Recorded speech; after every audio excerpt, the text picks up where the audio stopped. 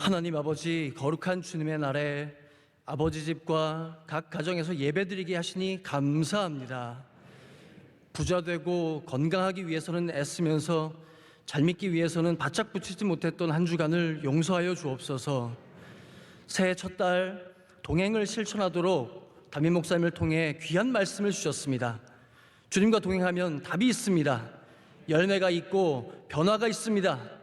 하나님의 사랑이 우리를 확장시키는 줄 믿습니다.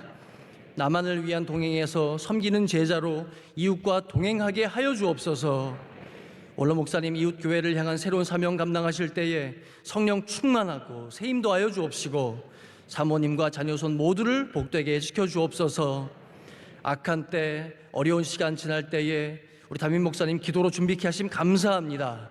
과중한 사역들을 넉넉히 감당하게 하시고 또 지금 이 시간들을 또 믿음으로 또 귀한 준비로 잘 지나가서 세계적인 사명 감당케 도와주실 줄 믿습니다. 사모님과 자녀들에게도 은혜 덧입혀 주옵소서. 코로나 어려움 가운데 MCM, 마닐라 아카데미, 캄보디아 C채널, 성소병원 등 국내외 모든 선교기관, 해외 선교사님들을 지켜주옵시고 사업장 직장에서 힘쓰는 모든 성도들, 청년대학부, 군 유학생 우리 자녀들 인도하여 주시옵소서. 노숙자, 세터민, 이주노동자들, 금전, 질병, 사고로 고통받는 이웃을 섬기는 교회 되게 하심 감사합니다. 성령 충만으로 하나님 신뢰하고 주의 종 신뢰함으로 교회 사명에 적극 참여하는 주님의 권속들이 다 되게 하여 주옵소서.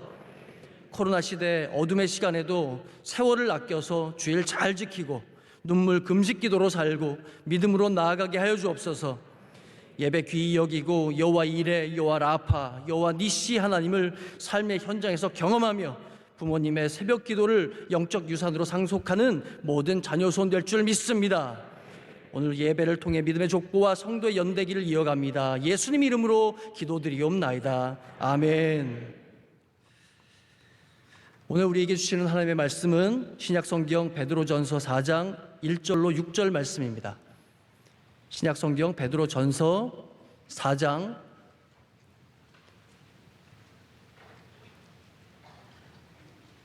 1절에서 6절까지 말씀입니다. 저와 여러분 교독하시겠습니다. 그리스도께서 이미 육체의 고난을 받으셨으니 너희도 같은 마음으로 갑옷을 삼으라. 이는 육체의 고난을 받은 자는 죄를 그쳤음이니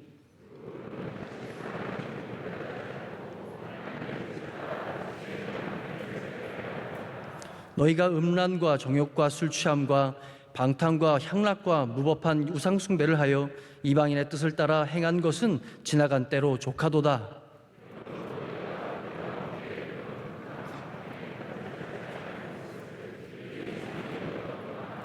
그들이 산자와 죽은 자를 심판하기로 예비하신 이에게 사실대로 고하리라.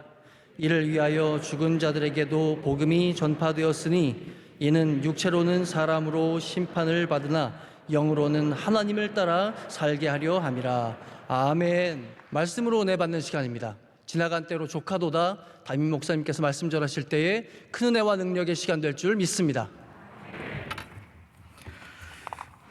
오늘 말씀은 우리가 어떻게 변화받은 사람들로서 영으로 하나님을 따라가는 자들, 이 복음을 붙잡고 세상의 정욕과 방탕한 삶을 뒤로하고 이제 하나님과 함께 살아갈 수 있느냐에 대한 그런 말씀입니다. 어떻게 보면은 제가 동행이라고 하는 주제를 갖고 말씀을 전해서 그런지 몰라도 모든 게 동행과 굉장히 맞닿아 있는 것 같습니다. 6절의 말씀에 영으로 하나님을 따라 사는 것을 우리에게 구하고 있는데요, 바로 우리가 영으로 하나님을 따라가는 삶, 그것이 바로 동행이죠. 성령 충만해서 하나님을 붙잡고 사는 삶을 살아야 하는데, 오늘 이 말씀을 통해서도 우리가 세상의 오래된 옛것들, 여전히 미련을 두고 한 다리를 걸치고 있는 수많은 우리 세상의 모습들을 뒤로하고 예수님을 쫓아가고 하나님 안에 거하며 성령으로 충만한 저와 여러분이 되기를 원합니다. 매닝의 책 그대 주님 따르려거든에는 이런 내용이 나옵니다. 이런 얘기를 해요. 우리의 슬픔과 우리의 기쁨이 어디에 있느냐가 우리의 영적 주소라는 겁니다. 여러분, 주소가 항상 중요하죠. 어디에 있느냐. 우리 교회 주소가 있고 나의 가정의 주소가 있고 내가 다닌 직장의 주소가 있습니다.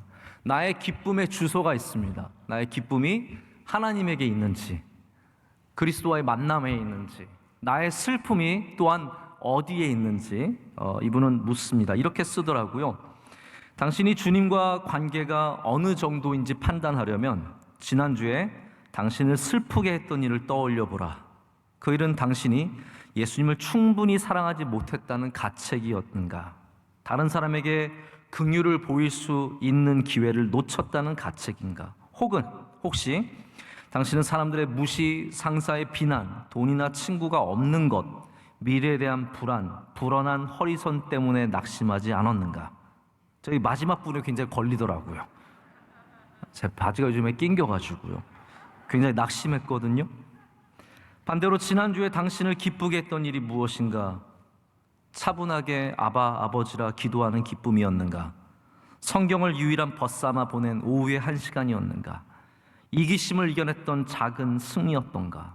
혹시 당신이 기뻐하는 이유가 새로 구입한 차, 유명 메이커의 옷, 영화와 피자, 파리나 피오리나 같은 여행 때문은 아니었는가? 우리와 맞닿은 부분도 있고 닿지 않는 부분들도 있지만 분명한 건 그건 것 같습니다. 우리의 기쁨, 우리의 아쉬움, 이 모든 것들이 우리 영적인 이야기라는 겁니다. 우리 영적인 이야기가 하나님을 따라가는 이야기가 되기 위해서는, 우리의 발걸음이 하나님과 함께하는 발걸음이 되기 위해서는 우리의 기쁨과 슬픔에도 관심을 가질 줄 알아야 된다는 거죠. 어디에서 우리의 참 기쁨이 있으며 어디에서 우리의 아쉬움과 슬픔이 있느냐 묻습니다. 에밀 레자라는 분이 굉장히 부자였던 분인데 자기가 살던 몬트리올의 어마어마하게 큰 저택을 떠나서 아프리카의 나병 환자에게 그 거주지에 들어가면서 이런 말을 했다고 합니다. 그래서 굉장히 제가 중요하게 생각하는 말이에요. 말이 필요한 시대는 지났다. 이분은 삶으로서, 이제 행함으로써 주님의 함께 하시는 그 거룩함을, 동행을 이웃들과 하기 위해서 떠났습니다. 제가 이 말씀을 준비하면서 새삼스럽게 오늘 원로 목사님이 나병 환자가 있는 교회 가셔서 말씀 전하시는 것이 생각이 났습니다. 원로 목사님 지금 부산에 한 교회 가셔서 오늘 낮에 말씀을 전하셨는데, 그 교회가 우리나라에 제가 알기로는 이런 시설들이 3군데에 있는 걸로 알고 있는데 이 교회가 남은 그런 교회 중에 한 교회라고, 거기에 정말 앞에 앉으신 분들 중에서는 물론 이제 그 모든 과정은 끝났지만 이 나병의 흔적들이 남아 있으신 분들이 앞에 앉으셔서 예배를 드리시는데, 원로 목사님 그렇게 좋아하셨다고, 원로 목사님 오신다고 그분들이 너무 반기고 또 기뻐하고 만나기를 원하셨다고 굉장히 뿌듯해하시는 말씀을 제가 들었습니다. 여러분, 물론 우리가 몇만 명 앞에서 말씀을 전하는 것도 참 귀하지만 이렇게 우리의 이웃을 위해서 발걸음을 옮길 때 하나님께서 기뻐하실 줄로 믿습니다. 우리가 이제 말로써 하는 시대는 지났습니다. 여러분, 기독교가 말로써 잘 믿는 시대는 지났습니다. 이제 삶으로 살아가지 않으면 우리는 절대로 이웃에게 복음을 전할 수 없습니다. 그냥 예수 천당 불신 지옥이라는 말로써, 물론 그 말이 힘은 있죠. 역할을 감당하죠. 그러나 제가 지난주에도 우리 고구마 전도를 말씀드리면서 전해드린 것처럼, 여러분, 우리가 이제 말로만 하는 시대는 지났습니다. 우리가 삶으로써, 행함으로써, 이웃의 손을 잡음으로써, 복음을 전할 때도 우리의 귀한 하나님이 주신 성품과 우리의 삶을 통해서 전할 때 그 역사가 일어납니다. 저도 말로 하는 목회가 되지 않기 위해서 굉장히 신경을 씁니다. 저도 그런 목사, 말만 많은 목사가 될까봐 두려운 마음이 종종 있습니다. 제가 신문과 인터뷰를 안 합니다. 왜냐하면 신문은 꼭 뭘 물어보냐면요, 앞으로 뭐 하실 겁니까? 라고 물어봅니다. 그러면 우리 교회가 이런 일을 해서 이렇게 하나님의 영광을 드러내고 저는 이런 비전을 갖고 있어서 앞으로 세계적인 목사가 되겠습니다 하면은 사람들은 좋아할지 몰라도 저는 그런 말이 오히려 두렵습니다. 저는 아직도 책을 쓰지 않았습니다. 제가 책을 안 쓰고 싶은 마음도 물론 있지만 출판사들이 가끔씩 요즘에는 안 물어보더라고요. 예전에는 제가 출판사에서도 인기가 있는 그러한 저자의 위치를 차지했었는데 이제는 아무도 불러주지 않지만 어쨌든 당분간은 책을 쓰지 않습니다. 제가 여러분에게도 뭐 우리 교회가 이런 교회가 되겠습니다. 말로 많이 이야기하지 않습니다. 우리가 그렇게 살아가면 됩니다. 살아가면 됩니다. 복음을 붙잡고 진실되게 한 걸음 한 걸음씩 걷고 주님이 기뻐하시는 일들을 사람들이 알아주나 못 알아주나 하면 됩니다. 여러분, 말하고 티낸다고 사람들이 좋아하는 거 아닙니다. 제가 경험해 보니까 그렇더라고요. 우리가 열심을 내서 도와주지 않습니까? 그럼 뭐라고 얘기하냐면 돈으로 산다라고 얘기합니다. 아, 명성교회 돈으로 사네.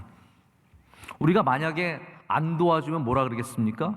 저 교회 돈 좋아서 남들은 하나도 안 도와준다 얘기할 겁니다. 그래서 사람들의 말에 휘둘릴 필요 없습니다. 우리의 한 걸음 한 걸음이 사역의 방향이, 그리고 이 진중한 방식이 우리 사람들의 말에 흔들릴 필요 없습니다. 우리는 그냥 사명으로 살면 됩니다. 그러다 보면 하나님께서 기뻐하시게 되고 또한 열매를 세상이 보는 날이 오게 될 줄로 믿습니다. 아니, 그렇지 않을지라도 우리는 이 걸음을 멈추지 않고 계속해서 복음을 전하며 하나님의 영을 따라가는 삶을 살아야 할 줄로 믿습니다. 여러분, 그리스도인으로서 살면서 싫어하면 안 되는 게 두 가지가 있습니다.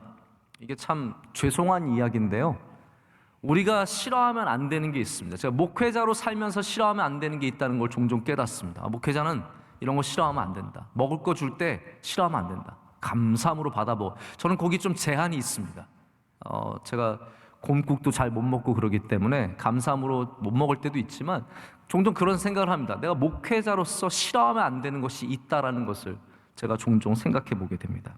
그리스도인으로서도 싫어하면 안 되는 게 있습니다. 하나는 고난입니다. 오늘 말씀에 바로 고난에 대한 말씀이 나오고요.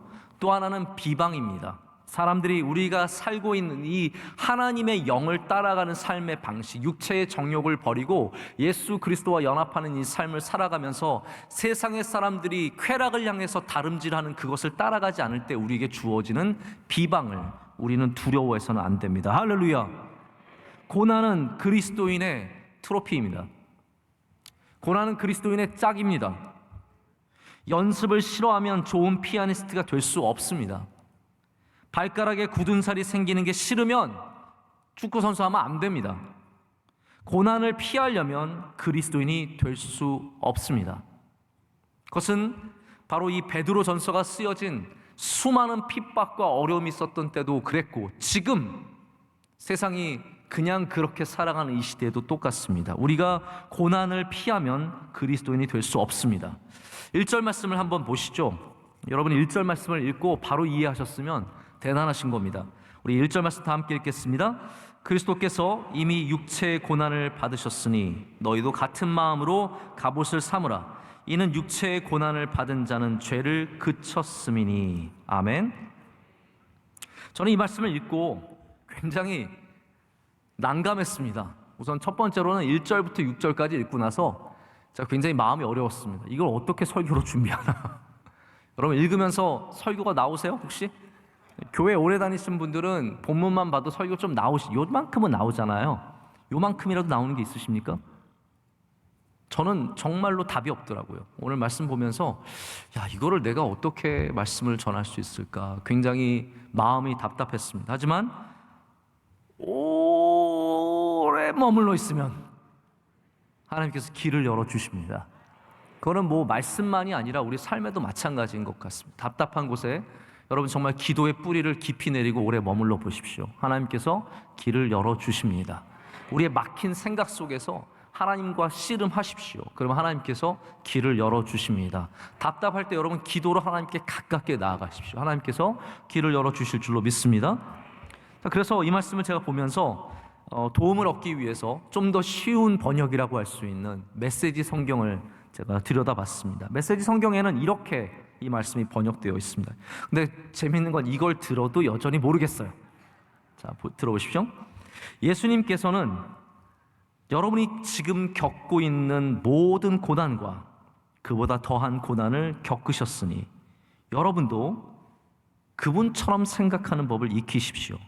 여러분의 고난을 전에 늘 자기 마음대로 살려고 하던 죄악된 옛 습관을 끊는 기회로 삼으십시오. 그렇게 할 때 여러분은 자기의 욕망의 압제 아래 살기보다 하나님께서 원하시는 삶을 추구하면서 자유롭게 살아가게 될 것입니다. 이것이 1절, 2절의 메시지 성경 유진 피터슨 목사님의 번역이에요. 이거를 제가 다시 번역합니다. 자, 오늘 우리 개혁 개정의 말씀을 읽었고요. 메시지의 말씀을 읽었고, 이제 제가 좀 쉽게 더 표현을 해드리겠습니다. 예수님께서 고난을 받으신 이유는 그냥 고난 때문이 아닙니다. 예수님께서 고난을 받으신 이유는 죄를 이기시기 위해서 받으셨습니다. 그렇기 때문에 우리 그리스도인들은 예수님과 같은 마음을 갖고 죄를 이기기 위해서 고난에 참여해야 합니다. 우리가 죄를 이기기 위해서 고난을, 그 예수님이 가지셨던 마음, 그 갑옷을 입고 고난이라고 하는 저 괴로운 장소로 들어갈 줄 알아야 된다는 것이죠. 여러분, 이걸 거꾸로 얘기하자면 이런 겁니다. 만약에 반대로 우리가 죄를 짓는다면, 그리스도인이지만 예수님 믿는다고 하지만 죄를 짓는다면 그 이유는 고난을 받기 싫어서입니다. 고난받기 싫기 때문에 우리가 죄에 빠지는 일들이 많다라는 거예요. 고난을 피해보고자 어쨌든 내가 이 고난 안 받기 위해서 죄로 들어가는 사람들이 있다라는 거죠. 더 우리가 편하게 살고 더 어렵지 않게 살고 더 즐겁게 살려다가 우리가 죄의 길로 걸어가는 경우가 너무나 많다라는 겁니다. 예수님 믿어서 가정이 복을 받았어요. 그런데 편하게 살려다가 더 이상 고난받기 싫어서 편한 삶을 추구하다가 죄에 빠지는 사람들이 있습니다. 그래서 예수님 믿었다고 여러분 안심하지 마십시오. 우리의 정욕을 다시 쫓아가면 우리도 똑같은 죄인이 될 수밖에 없습니다. 예수님 믿은 다음에는 고난을 각오해야 합니다. 그 믿음으로 인해서 생기는 고난을 그 갑옷을 입는 마음으로 각오를 해야 된다는 거죠. 여러분, 고난을 누가 싫어했던 것 같습니까? 제가 이 말씀 읽으면서 재미있었어요. 왜냐하면 제가 고난을 이렇게 한번 묵상하다 보니까 예수님 믿는 것 때문에 고난받기 싫어했던 사람이 자기예요. 베드로예요. 그렇잖아요. 예수님 믿는 것 때문에 사람들한테 비난받기 싫고 비방받기를 싫어하고 고난받기를 싫어하고 어려움에 처해지는 거 싫어했기 때문에 그 작은 여자아이한테 예수님 3번 부인한 거 아닙니까? 그렇습니다. 왜 베드로가 죄인이 되었습니까? 왜 죄를 지었습니까? 바로 그 마음이에요. 두려워하는 마음이 있었기 때문에, 고난받기 싫어하는 마음이 있었기 때문에 예수님을 알고 있고 누구보다도 예수님과 가까웠지만 예수님을 부인하는, 자기 스스로가 봐도 너무나 한심한 그런 죄를 짓게 되었습니다. 예수님에게 뭐라고 합니까? 베드로는 제가 보면 굉장히 일관성이 있어요. 베드로의 성급함이 늘 일관성이 있잖아요. 베드로의 이 두려움도 일관성이 있습니다. 베드로는 우리가 아는 굉장한 용기를 가진 사람인 반면에 또 반대로 두려움이 많은 사람이었어요. 그래서 예수님 믿는다고 그냥 나가서 물에서 걷다가, 여러분 물 위를 걸어보면 어떤 느낌일까요? 막 찰랑찰랑한 게 느껴질까요? 네? 그 신기한 느낌 아니겠습니까? 그러다 순식간에 두려운 마음이 생겨서 푹 빠지지 않습니까? 예수님이 뭐라고 말씀하시냐면요, 내가 이제 고난을, 그 단어에 고난을 받아야겠다라고 말씀하세요. 그때 그 고난을 받지 말라고 첫 번째 말린 사람이 누구예요? 베드로예요. 베드로는 고난을 싫어하는 사람이에요. 몸이 고생하는 것도 싫고 예수님이 고생하는 것도 싫고 자기가 예수님 믿어서 고생하는 것도 다 싫었어요. 그래서 고난이 있는 장소는 들어가기가 싫었던 사람이 베드로예요. 예수님 절대로 그리하실 수 없습니다. 이 일이 주께 절대로 미치지 않게 할 겁니다라고 장담하던 사람이 베드로죠. 그러다 예수님께 사탄아 물러가라 소리까지 들으셨던 사람이 바로 베드로입니다. 이제 나이가 많은 장로가 되어서 어느덧 그는 자기가 원치 않는 곳으로 남이 띠띠어 옮겨다니는 주님의 일꾼이 되었습니다. 그래서 이제 그 장로가 우리에게, 그 고난이 두려웠던 사람이 우리에게 이렇게 얘기합니다. 갑옷을 입으라. 그리고 그 고난을 받아들이라 라고 말합니다. 그것이 믿음을 지키는 길이라는 것이죠. 우리가 고난을 피하고자만 한다면 우리는 복음을 내려놔야 합니다. 이 세상과 타협해서 컴프로마이즈, 어쨌든 비슷비슷하게 서로 주고받아가지고 대충 해서 살려면 우리는 복음을 포기해야 합니다. 우리가 지켜야 할 것은 지켜야죠. 그렇기 때문에 교회는 그렇습니다. 지켜야 할 것을 반드시 지켜야 되기 때문에, 할렐루야, 지켜야 할 건 지켜야 되잖아요. 지켜야 할 걸 타협할 수는 없잖아요. 다른 건 다 타협해도 괜찮아요. 하지만 복음을 타협할 수는 없잖아요. 진리를 타협할 수는 없잖아요. 그렇기 때문에 고난이 와도 우린 그걸 감당해야 되는 겁니다. 제가 아는 어떤 목사님께서 교제를 나누다 보니까 집안 이야기를 해주세요. 근데 이분이 이제 부산 지역에서 이제 신앙생활을 하신 집안인데 아버지가 목사님이세요. 얼마 전에 돌아가셨는데 아버지가 목사님, 훌륭한 목사님이시고 아들 셋이 다 목사예요. 완전 진짜 목사가 엄청 많고 또 누나는 선교사고 뭐 하여튼 그래요. 집안이 완전히 다 그냥 싹 다 목사 집안인데 이 아버지가 처음으로 가정에서 믿은 분이에요. 근데 그 할아버지가 굉장한 부자였다고 합니다. 그래서 아버지가 모든 재산을 다 물려받을 수 있는데 이 복음을 믿은 걸 딱 보고 할아버지가 생각해 봐도 야, 얘는 이 믿음 때문에 도대체 안 되겠다. 이거는 내가 바꿀 수도 없는 일이고 어쩔 수도 없는 일이니까 얘는 버렸다 생각하자. 그래서 그 아들을 호적에서 파냈습니다. 아들을 호적에서 파내서 쫓아냅니다. 그래서 이 아버지가 갈 데가 없어서 부산에 있는 어떤 교회에 가서 사찰이 되어서 그 사찰에서 집사가 되어서 교회를 맨날 닦으면서 거기 잠들고 맨날 돌보고. 근데 이분이 너무 열심히 일하니까 교인들이 귀하게 여긴 거예요. 젊은 집사가. 그래서 교인들이 우리가 당신을 신학교에 보낼 테니까 가서 신학을 하라고. 그래서 교인들이 장학금을 모아서 이분을 신학교로 보내가지고 이분이 목사님이 되신 거예요. 나중에 할아버지가 찾아오셔서 그 아들 앞에 무릎을 꿇고 용서를 빌고 화해하고 그래서 잘 살았다는 이야기입니다.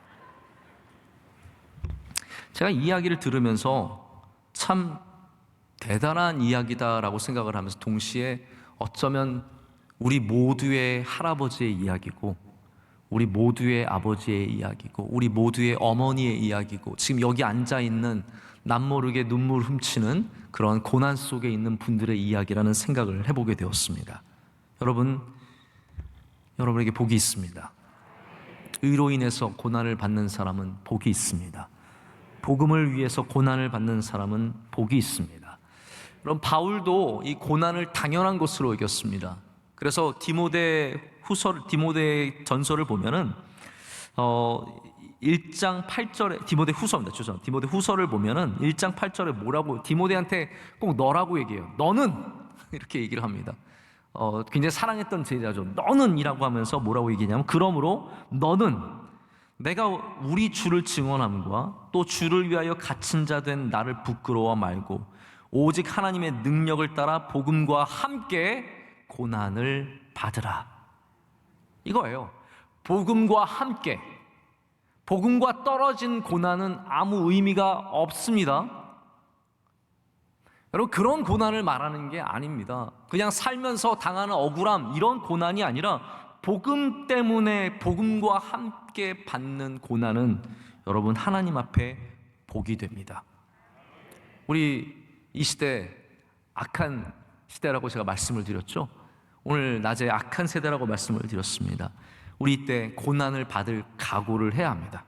그렇다면 하나님께서 우리와 함께 하시고 우리를 도와주시고 성령 충만으로 이루어 주실 줄로 믿습니다. 우리 저녁 예배도 지금 젊은이들이 굉장히 많거든요.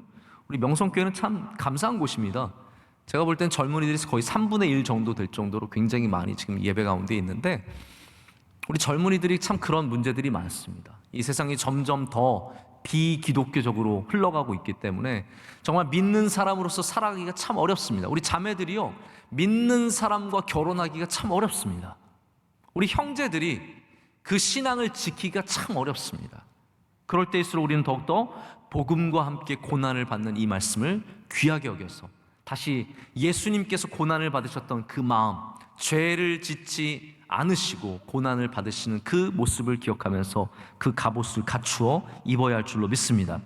우리가 또 하나 두려워하지 말할 것이 사람들의 비방입니다. 여러분, 그렇습니다. 사람들은 우리가 세상의 방식대로 살아가지 않으면요, 비방해요. 근데 비방이라는 말이 이게 사전적인 의미를 떠나서 함축하고 있는 우리의 느낌의 어떤 느낌이세요? 비방은요, 제 느낌엔 그거예요. 잘못된 비난.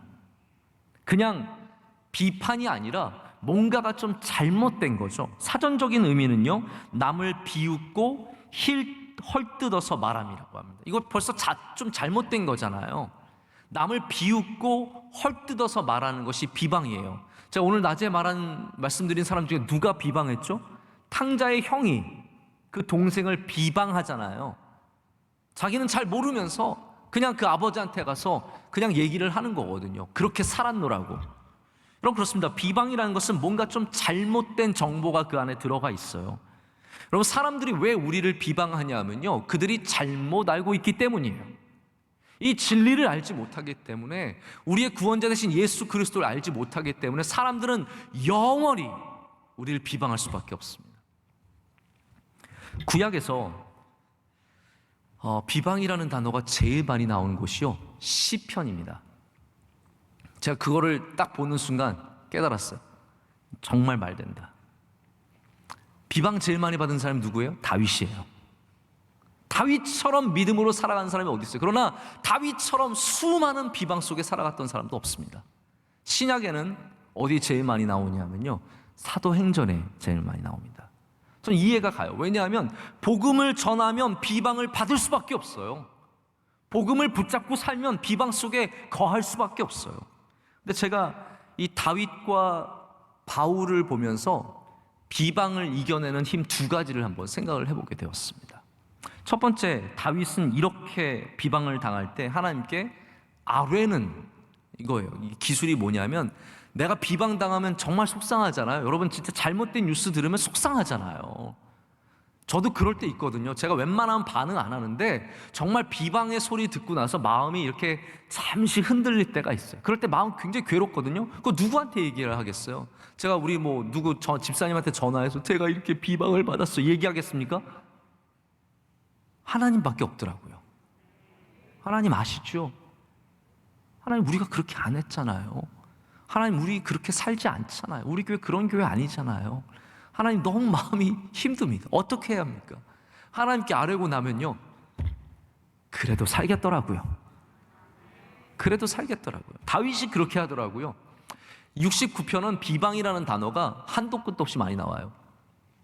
69편 7절에 다윗이 이렇게 얘기합니다. 내가 주를 위하여 비방을 받았사오니 수치가 나의 얼굴에 덮였나이다. 너무 비방을 당해서 얼굴에 수치가 가득한 거예요. 얼마나 부끄럽습니까? 9절에는 이렇게 합니다. 주의 집을 위하는 열성이 나를 삼키고 주를 비방하는 비방이 내게 미쳤나이다. 주님을 너무 사랑하다 보니까 주님을 향한 비방까지도 내가 다 받게 되는 거예요. 얼마나 어렵습니까? 20절에 비방이 나의 마음을 상하게 하여. 그럼 비방당하면서 마음이 안 상하면 그건 또 이상한 거예요. 너무 담대한 척 하지 마십시오. 여러분, 사람이 나쁜 말 들으면 마음 상하잖아요. 다윗도 그래서 마음이 상했대요. 근심이 충만하니 불쌍히 여길 자를 바라나 없고 긍휼히 여길 자를 바라나 찾지 못하였나이다. 근데 결론은 이겁니다. 한번 이왕 우리 같이 한번 성경 찾아볼까요? 여기 좀 긴 절이니까 69편 29절부터 32절까지 한번 보시겠습니다. 제가 원로 목사님 설교하실 때 성경 찾자고 하시는데 되게 멋있으시더라고요. 그래서 저도 한번 69편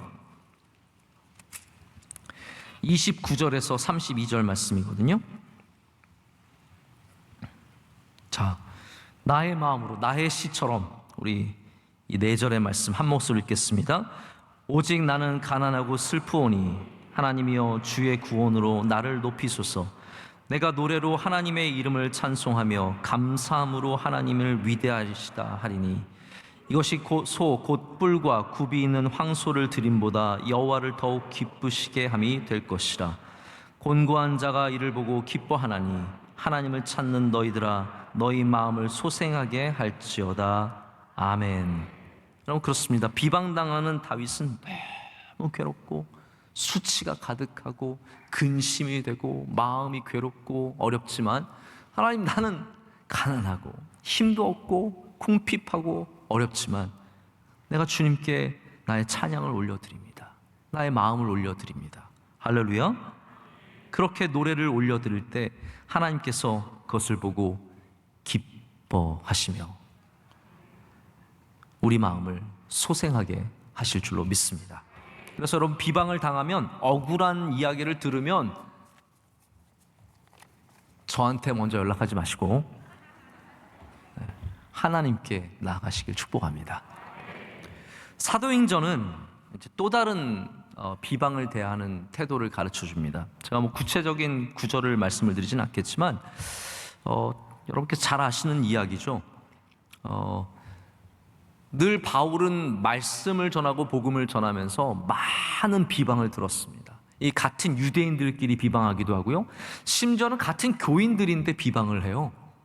이게 같이 살아가는, 복음을 전하고 같이 교회에서 복음을 위해서 열심히 살아가는 사람들이 바울과의 무슨 경쟁으로 하는지, 얼마나 비방하는지 모릅니다. 사실 여러분, 교회를 비방하는 대부분이 교회예요. 교회를 비방하는 대부분들이 교회고, 목사를 비방하는 대부분의 사람들이 목사예요. 그러니까 바울도 교회 안에서도 그런 일들이 비일비재할 것 같아요. 같이 일하는 사람들끼리 서로 비방하고 비난하고 헐뜯고 비웃고 뒤에서 다른 소리하고, 이런 일들이 얼마나 많고, 이게 인간의 모습이죠. 인간의 현실이에요. 근데 바울이 갖고 있는 분명한 태도 하나가 있어요. 그런 비방을 당했을 때 어떤 마음을 갖냐면요, 신발의 흙을 털듯이 털어버리는 겁니다. 할렐루야. 할렐루야. 너무나 중요한 겁니다. 어떤 분들이 저한테 가끔 그러세요. 목사님은 괜찮으세요? 뭐 제가 안 괜찮을 줄 아나 보죠? 목사님 괜찮으세요? 저는 항상 똑같이 말씀드립니다. 저는 좋습니다. 저 잘 지냅니다. 저는 괜찮습니다. 제가 뭐 안 봐서 괜찮고 몰라서 바보 같아가지고 하고 살아가지고 아무것도 모르고 그냥 여기만 왔다 갔다 해서 행복한 줄 아십니까? 괜찮은지 아십니까? 아니, 저도 다 듣고 저도 다 알죠. 그런데 분명한 것은 뭐냐면, 하나님께서 저에게 주신 은혜는 잘 털어버리게 하십니다. 잘 툭툭 털어버리고, 사람이 말하는 것도 털어버리고, 언론이 말하는 것도 털어버리고, 오해도 털어버리고, 이 수많은 비방들을 털어버릴 수 있기 때문에 여기까지 올 수 있는 은혜를 입었습니다. 여러분, 잘 털어내시길 축복합니다.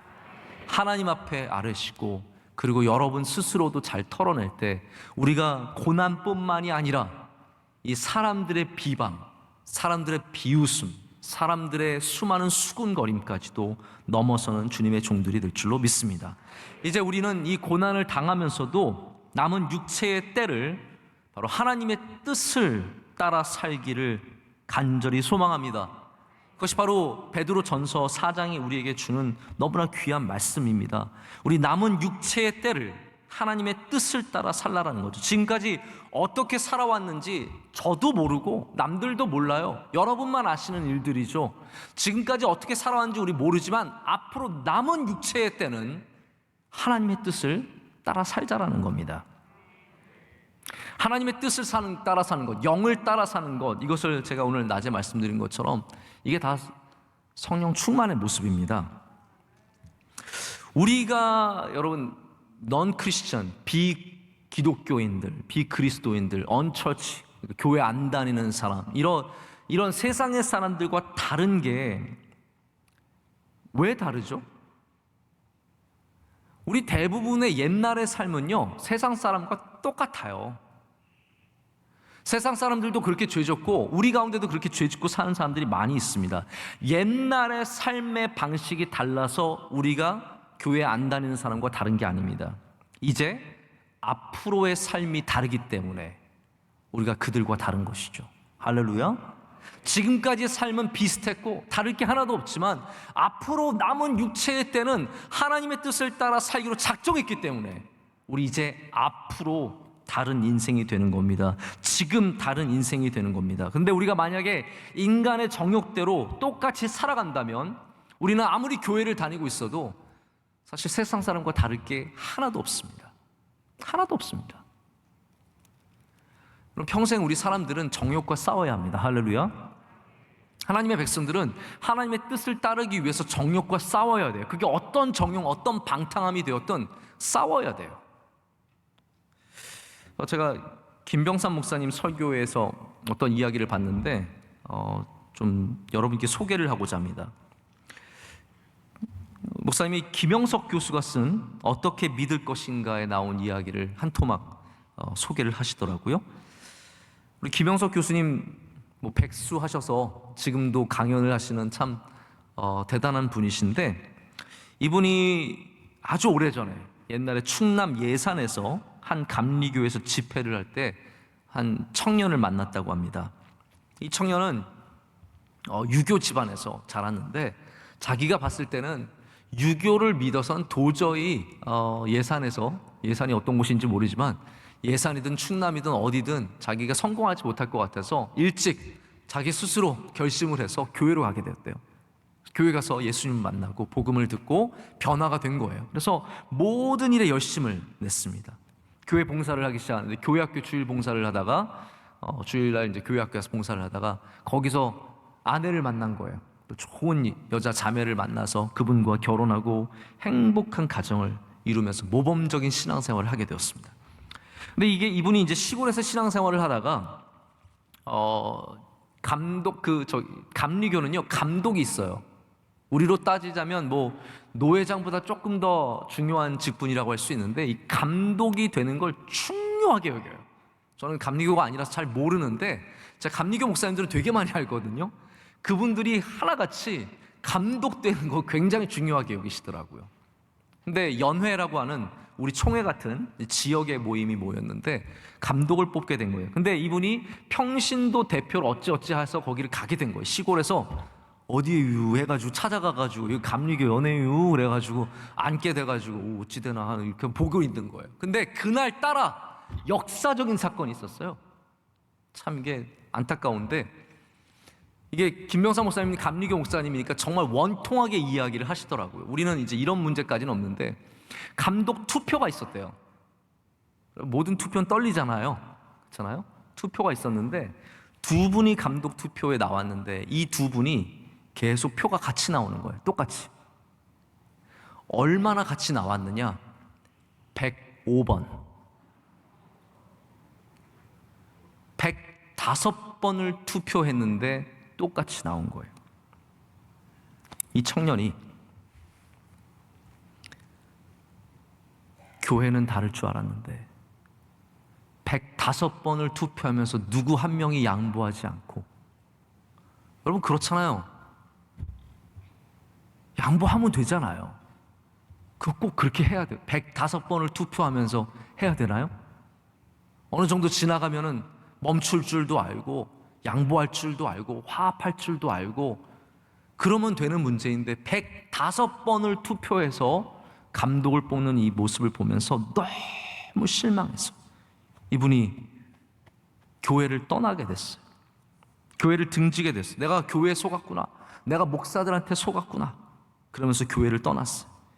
그리고 가족들한테도 면목이 없었어요. 살 용기마저 잃어버렸어요. 그래서 이분이 다 포기하고 다 내려놓고 외양 선원이 되어서 그냥 배를 탄 거예요. 그러다가 술을 먹기 시작했는데 결국은 알코올 중독자가 돼서 마침 이 김형석 우리 교수님의 집회에 본인이 참석하게 되어서 이 일을 교수님한테 얘기를 한 거예요. 그때 교수님이 이렇게 얘기했다고 합니다. 당신은 예수님 믿은 게 아니다. 사람들을 믿은 거다. 이제라도 예수 믿어라. 당장은 교회 안 나가도 좋으니까 조용히 성경 읽고 정말 다시 나를 찾아달라고 주님께 기도해라 라고 그렇게 가르쳤다는 얘기를 제가 들었습니다. 저도 여러분 여기에 굉장히 느껴지는 게 많이 있습니다. 우리가 교회를 나오지만 교회 공동체의 문제가 뭐냐면요, 예수님을 믿지만 예수님 따른다고 하지만 여전히 정욕을 따르고 있다는 거예요. 사람의 그 위치에 대한 정욕, 사람의 인기에 대한 정욕, 알아주기를 바라는 정욕, 이런 모든 것들을 따르고 있기 때문에 우리가 여전히 세상의 모습과 별로 차이가 없다라는 겁니다. 여러분, 교회는 세상과 달라야죠. 할렐루야. 교회는 세상과 달라야 합니다. 너무 비슷하지만 그러나 딱 까보면 달라야 돼요. 모든 조직이 세상과 비슷해요. 우리도 교회도요, 조직이 탄탄합니다. 뭐 위원장 계시고 상임, 전 아직도 그걸 못 외우겠어요. 다 뭐 누가 누군지 잘 모르겠어요. 수석이 있고 상임 부장이 있고, 그러면 수석이 높아요, 상임 부장이 높아요, 그러기도 하고, 부장이 있고 또 밑에 뭐 또 차장이 있는 것도 아니에요. 부장이 있은 다음에 또 뭐 다른 게 있어요. 복잡한 시스템을 갖고 있어요. 그러나 까보면 달라야죠. 할렐루야. 까보면 그 안에 복음이 있어야죠. 까보면 그 안에 예수 그리스도가 있어야죠. 어디를 까봐도 예수님이 나와야죠. 벗겨봤는데 다 정욕이고 다 사람의 욕심이고 사람들 앞에 잘 보이려는 마음이라면 우리가 세상과 다를 게 뭐가 있습니까?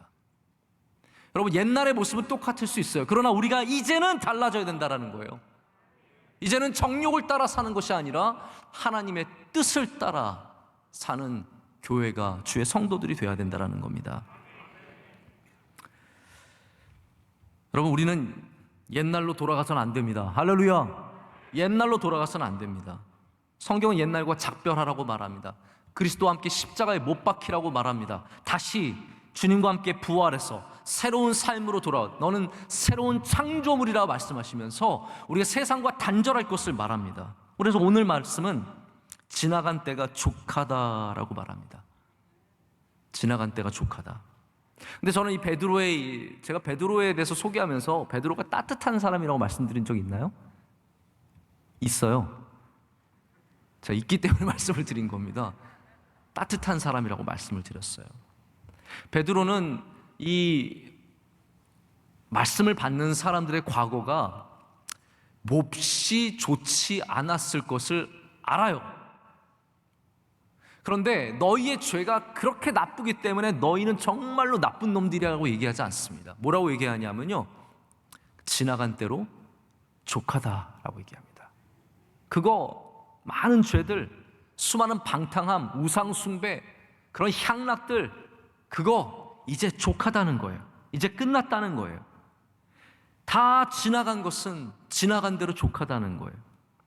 아마 베드로도 자기가 수없이 넘어지고 깨어지고 부족한 모습을 보였기 때문에 이 지나간 때가 족하다라고 말을 하는 것 같습니다. 여러분, 혹시 대중가요 중에 지나간 것은 지나간 대로라는 노래 아세요? 어떻게 아세요?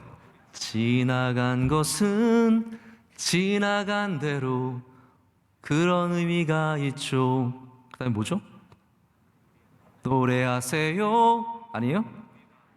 떠난 이에게 노래하세요. 후회 없이 사랑했노라 말해요. 제가 못 불러야 은혜가 되죠. 이거 제가 막 잘 뽑아보세요. 은혜가 되겠습니까? 네. 저는 이 노래 제가 몇 번 들어본 적이 있는데 들으면서 눈물 나더라고요. 이게 전인권 씨 노래는 안 들어요. 전인권 씨 이렇게 때문에 제가 안 듣고, 이게 우리 젊은 친구들이 부른 노래가 있어요. 김필, 곽진원, 이렇게 이런 분들이 아주 산뜻하게 그러나 감동적으로 부른 노래가 있어요. 근데 이 노래가 가사가 거의 찬송가예요. 제가 볼 때는 거의 찬송가예요. 거의 찬송가예요. 지나간 것은 지나간 대로, 그런 의미가 있죠. 떠난 이에게 노래하세요. 족하다. 됐다. 거기 그 정도면 됐다. 다 옛날 것들에 대해서 여러분 노래하십시오. 그냥 족하다라고. 떠난 모든 것들에 대해서 다시 그때로 돌아가지 말고, 다시 그때 시간을 그리워하지 말고 우리는 그것을 보내야 합니다. 이것이 하나님을 따르는 자들이 가져야 하는 중요한 자세입니다. 우리는 우리의 과거를 바꿀 수 없습니다. 종종 과거를 바꾸려고 하는 사람이 있습니다. 학교를 바꾸고 학위를 바꾸고 그의 경력을 바꾸고 수많은 것들을 바꾸어서 잘 보이려고 하죠. 하나님은 여러분 이거 아셔야 돼요. 과거를 바꾸지 아니하세요. 오늘을 바꿔주십니다. 그리고 내일을 바꿔주시는 겁니다. 기독교는 과거를 바꾸는 종교가 아닙니다. 우리의 과거는 그대로 있을 겁니다. 노예로 태어난 사람은 노예고, 흑인으로 태어난 사람은 흑인이고, 죄악 중에 살았던 사람들은 그 죄의 흔적들을 다 갖고 있습니다. 여러분, 알코올 중독자 한 번 손상된 그 간은 남아 있는 거예요. 담배 펴서 폐가 망가진 거 그거 남아 있는 거예요. 과거는 그러나 주님께서 다 내려놓게 하시고 오늘 주님을 만나는 사람은 주님을 따르게 하시는 겁니다.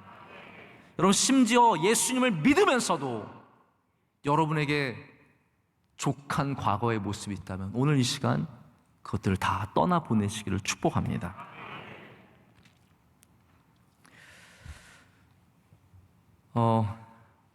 그런 분들 계세요. 나 옛날에 많이 못 놀았는데 그런 아쉬움을 갖고 계신 분들이 계시더라고요. 아마 우리 교인들 중에는 그런 분들이 더 많으실 것 같아요. 나 옛날에 좀 더 마실 걸, 이제 이렇게 못 마실 줄 알았으면 옛날에라도 한번 제대로 마셔볼 걸, 내가 이렇게 순결한 삶을 살게 될 줄 알았다면 옛날에 좀 더 놀아볼 걸. 저도 가끔 그런 생각이 들긴 합니다. 우리가 지금 덜 아쉽다고 해서 옛날로 돌아간다고 하면 그 정말로 어리석은 일이죠. 여러분, 얼마만큼 하셨습니까? 솔직하게 말해보세요 한번. 옛날에 얼마만큼 하셨습니까? 많이 하신 분들 계시죠? 네? 제가 교육자들 얘기 듣다가 깜짝깜짝 놀라는 게 우리 교육자는 입에 담을 수 없게 많은 일을 한 사람도 있어요. 정말로 깜짝깜짝 놀랄 정도로 많이 마셔봤고 많이 놀아봤고 이런 거 다 해봤더라고요. 저는 얼마나 억울한지 몰라요. 그런 거 한 번 안 하고 이렇게 서 있는 게 바보같이 느껴질 때도 있습니다. 나 왜 바보 같아가지고 그때 그냥 제대로, 그리고 나서 딱 싹 정리하고 과거는 옛날 지나간 것은 지나간 대로 족하니까 난 이제 하나님 앞에 쓰임받아야지, 이러면 참 얼마나 좋을까, 이런 생각을 안 해본 것은 아닙니다. 그러나 그분들은 그분대로, 저와 여러분은 또 우리대로 족합니다. 충분했다는 말씀이에요. 우리가 만약에 믿음을 지켰다면 잘한 겁니다. 족한 거예요. 충분한 거예요. 우리가 하나님께서 기뻐하시는 삶을 살기 위해서 정말 고난당하고 절제하고 정말 나 혼자 고생하면서 믿음을 지켰다? 그거 잘한 거예요. 족한 거예요. 그러나 우리가 하나님을 알지 못했기 때문에 방탕한 삶을 살고 하나님을 알면서도 떠난 삶을 살았다? 지금 주님 앞에 와 있으면 그거는 이미 족한 겁니다. 우리는 어떠한 삶을 살았던 주님 앞에 드려야 합니다. 주님 앞에 내려놓고 오늘을 다시 믿음으로 다잡아야 합니다. 오늘 다시 믿음을 잡고 하나님을 바라보고 하나님을 의지하고 하나님 외에는 아무것도 없다는 것을 고백하고 육체의 욕망과 육체의 욕정을 따라 사는 그런 삶이 아니라 하나님의 영을 따라가는 삶을 살기 위해서 우리가 다짐할 때 주님께서 우리와 함께 하시고 우리에게 은혜를 베풀어 주실 줄로 믿습니다. 오늘 말씀을 맺습니다. 여러분, 지나간 것은 지나간 대로 족합니다. 이제 우리는 주님께서 주신 새로운 믿음의 삶을 살기 위해서 다짐해야 할 때입니다. 이 악한 때에, 이 세월이 악한 때에 우리는 이 시간을 아끼면서 복음을 전하면서 하나님과 동행하면서 이웃과 동행하면서 다시 주님의 영을 따라가는 삶을 살 때 하나님께서 영원토록 우리를 통해서 영광을 받으실 것을 믿습니다. 우리 함께 찬양하시겠습니다. 성령이 오셨네. 함께 찬양합니다.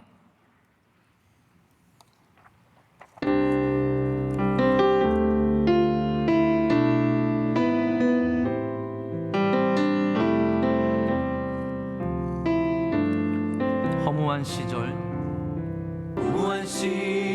지날 때 깊은 한숨 내쉴 때 그런 풍경 나오셔서 그 나라 꾸게 하시네. 우리 시간 주님 앞에 기도하는 시간 갖겠습니다. 우리 기도할 때 주님, 우리와 동행하여 주시옵소서. 우리에게 성령을 부어 주시옵소서. 이 세상에 복음을 붙잡고 살 때 고난도 있고 비방도 있겠지만 이겨내게 하시고 주님의 고난의 갑옷을 입게 하여 주시며 주님의 마음을 따라 주님의 영을 따라 사는 인생이 되게 하여 주시옵소서. 정욕을 물리치게 하셔서 세상의 방탕한 삶에서 벗어나게 하여 주시고 옛날로 돌아가지 않게 하여 주시고 성령 충만한 삶이 되게 하여 주시옵소서. 우리 명성교회 성령 충만케 하여 주시고 우리 가정 성령 충만케 하여 주시고 우리 부서가 성령 충만케 하시고 내가 성령 충만케 하여 주시옵소서. 우리 두 손 들고 주여 삼창하고 기도하겠습니다. 주여 주여 주여 아버지 하나님 주여 앞에 나갑니다. 성령을 부어주시옵소서. 하나님 언약한 인생의 성령을 부어주시옵소서. 주여 사랑해 주시옵소서. 하나님의 나라 민족의 성령을 부어주시옵소서. 우리 사랑하는 성도들 하나님 아버지 복음을 들고 살아가는 삶 속에 하나님 아버지 당하는 모든 어려움 속에 성령 충만케 하여 주시옵소서. 하나님 복되고 못된 삶을 되게 하여 주시고 하나님 복을 위해서 주시옵소서. 아버지 하나님 복되게 주시옵소서. 주님의 앞에서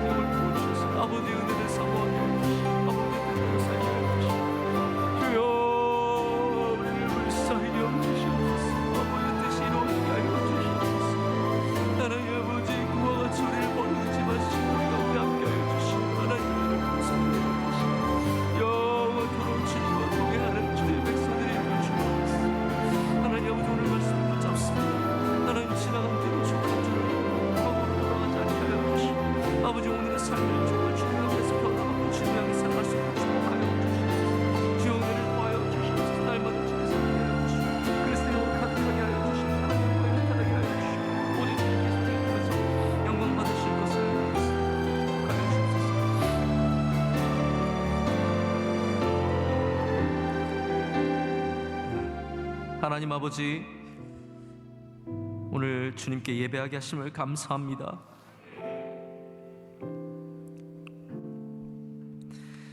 메마른 이 땅에 메마른 심령으로 살아가는 우리들에게 단비를 부어주시니 감사합니다. 하나님 하나님과의 망가졌던 관계가 회복되게 하시고 우리 미지근해진 믿음이 다시 뜨겁게 올라오게 하시며 우리 모두가 성령 충만의 은혜를 입게 하여 주시옵소서. 하나님 우리를 세상의 고아처럼 내버려 두지 아니하시고 우리와 동행하시니 감사합니다. 하나님 우리 가운데 외로운 사람 한 명도 없게 하시고 주님께서 늘 동행해 주시고 그 동행의 힘과 능력이 우리 삶 가운데 성령 충만으로 나타나게 하여 주시옵소서. 하나님 우리 가운데 복음으로 인해서 고난받는 자들이 여전히 많이 있습니다. 집에 돌아가면 남편에게 아내에게 또 부모님에게 핀잔을 들을 때가 많이 있습니다. 헌금을 낼 때마다 때로는 두렵게 몰래 내는 적도 많이 있습니다. 교회 봉사를 도망치듯 해야 될 때도 많이 있습니다. 하나님 그들이 복이 있는 줄로 믿습니다. 여전히 이 땅 가운데서 복음을 마음껏 전하지도 못하고 믿지도 못하는 수많은 국가에 있는 그리스도인들 주님 불쌍히 여겨주시고 오늘도 위로하시고 그들을 그 가운데서 믿음으로 승리하게 하여 주시옵소서. 하나님 우리가 비방을 들을 때도 있습니다. 담대하게 하여 주시고 하나님께 아뢰게 하시며 또한 털어내게 하셔서 그 모든 것들 가운데 무너지지 않게 우리를 지켜 주시옵소서. 하나님 우리 교회를 사랑하심을 믿습니다. 주의 사랑하는 성도들에게 오늘 마음껏 축복하여 주시고 그 마음을 풍성하게 하여 주시고 걱정 근심 다 사라지게 하시고 주님이 주시는 함께 하심이 주시는 놀라운 능력 속에 거하게 하여 주시옵소서. 성령 충만의 은혜를 내려 주시옵소서. 예수 그리스도의 이름으로 간절히 기도드립니다. 아멘. 이제는 우리 주 예수 그리스도의 크신 은혜와 하나님 아버지의 변함없으신 사랑과 성령님의 함께 하시며 임재하심이 주의 말씀을 붙잡고 주님과 동행하며 세상으로 나아가는 주의 모든 사랑하는 성도들에게 이제로부터 영원토록 함께 하시기를 간절히 축원하옵나이다. 아멘.